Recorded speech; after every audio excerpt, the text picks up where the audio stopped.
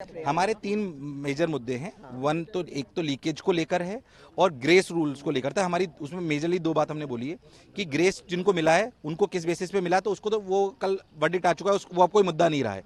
दो जो मेजर मुद्दे हैं कि अगर ये एनटीए ने एक्सेप्ट कर लिया है कि ग्रेस मार्क्स के को दिए गए और उनको वापस रीचांस दिया जा रहा है, तो सिर्फ इन्हीं को क्यों रीचांस दिया जा रहा है? उन बच्चों को भी रीचांस देना चाहिए जिन्होंने कंप्लेन सिर्फ लोकल अथॉरिटी को करी थी। उन सभी सेंटर्स पे भी गड़बड़ी हुई थी। जिन्होंने हाई कोर्ट में जाके अगर रेट फाइल करी उनको चांस दे दिया गया। जिन्होंने लोकल कंप्लेन गई, गांव का बच्चा कैसे हाई कोर्ट में जाके रेट फाइल कर सकता है? उनकी अगर काबिलियत नहीं है या उनके पास आर्थिक दृष्टिकोण इतना सुदृढ़ नहीं है तो कैसे उसको कर पाएंगे? तो इस बात को मेरे हिसाब से अगली दलील में सुप्रीम कोर्ट मान भी लेगा और समझ भी लेगा। तो अब एनटीए को विंडो खोलनी चाहिए 2 घंटे या 2 दिन की, कि भाई जिन जिन सेंटर्स पे गड़बड़ी हुई है वहां पे वो कंप्लेन डालें, बच्चे कंप्लेन डालें और उसको वेरीफाई कर उन सभी बच्चों को रीनीट के लिए दोबारा ये काम करना चाहिए। ऐसा हमारा व्यक्तिगत मत है। दूसरा मेजर मुद्दा जिसकी वजह से रैंक सबसे ज्यादा इन्फ्लेट हुई है, वो आप समझें कि वो चीटिंग की वजह से या लीकेज की वजह से हुई है, वरना इतना इन्फ्लेशन होना संभव नहीं है। मैं हाथ जोड़ के विनती करता हूं इस बात को लेकर कि 24 लाख बच्चों का भविष्य की बात है। मैं खुद ने भी कॉम्पिटिटिव एग्जामिनेशन दिए हुए हैं, बरसों से इस काम को कर रहे हैं। ये बहुत सारे मुद्दे शायद सुप्रीम कोर्ट में रोज आते होंगे, हम शिक्षाविद होने के नाते हम पहली बार यहाँ पे आए हैं, हमारे लिए नया एक्सपीरियंस है।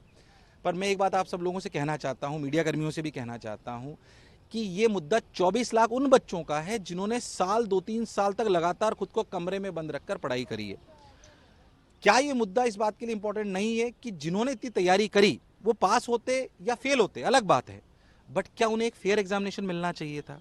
मैं सिर्फ एक शिक्षाविद के नाते ये कहना चाहता हूं, वरना हमारी कॉम्पिटिटिव एग्जामिनेशन की प्रणाली पर अगर क्वेश्चन मार्क उठ गया तो जो देश में इतने अच्छे इंजीनियर्स और डॉक्टर्स मिल रहे हैं वो इसलिए मिल रहे हैं क्योंकि हमारा ट्रस्ट है उन एग्जामिनेशन पर। तभी ज्यादा से ज्यादा लोग उनको अटेम्प्ट करते हैं, और जब ज्यादा से ज्यादा लोग सर अटेम्प्ट करते हैं तो सही में एक अच्छे डॉक्टर्स और अच्छे इंजीनियर्स हमें मिलते हैं। इस बात को हमें समझना पड़ेगा। सर, सुप्रीम कोर्ट में बहुत सारे पिटीशन लगे हैं। आज एक पिटीशन में सीबीआई इन्वेस्टिगेशन भी कहा गया था। सर, आप बता सकते जो पिटीशन लगे हुए हैं और आपके जो पिटीशन में हियरिंग होने वाली है, इसको लेकर क्या है? देखिए, मैं आपको फिर बताऊं, मैं कोई लॉयर नहीं हूं या कोई पुलिस से नहीं आता हूं, सिंपल शिक्षाविद हूं।